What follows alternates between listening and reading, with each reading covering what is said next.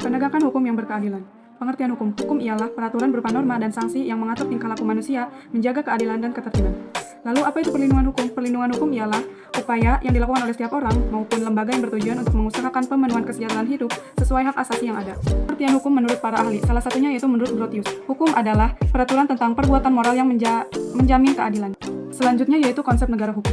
Negara yang berdasarkan atas hukum pada hakikatnya adalah suatu negara hukum. Negara hukum adalah negara yang berlandaskan hukum dan keadilan bagi warganya.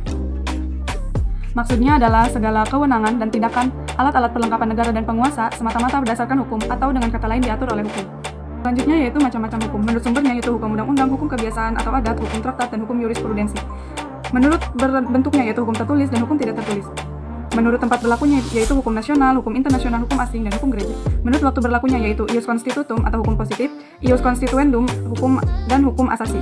Menurut cara mempertahankannya dan fungsinya, yaitu hukum material, hukum perdata, hukum pidana, hukum tata usaha, dan hukum formil, yaitu hukum acara pidana atau perdata.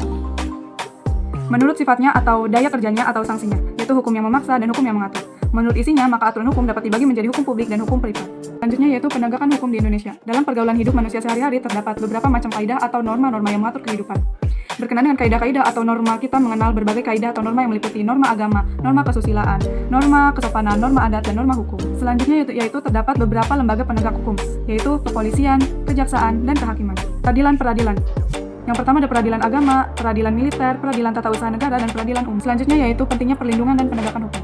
Negara Indonesia merupakan negara hukum, maka dari itu wajib melaksanakan proses perlindungan dan penegakan hukum. Negara mempunyai hak dan kewajiban dalam melakukan perlindungan dan penegakan hukum.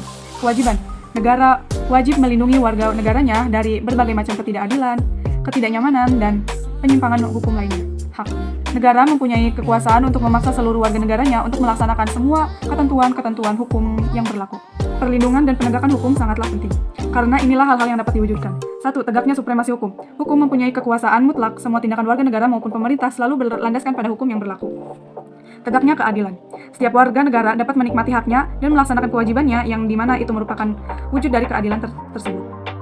Selanjutnya itu mewujudkan perdamaian dalam kehidupan di masyarakat. Kehidupan yang damai, suasana damai merupakan harapan setiap orang.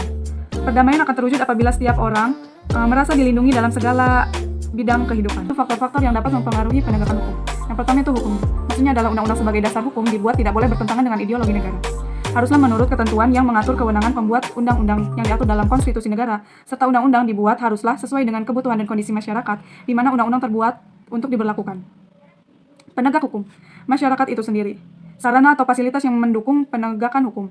Legal kultur atau budaya hukum.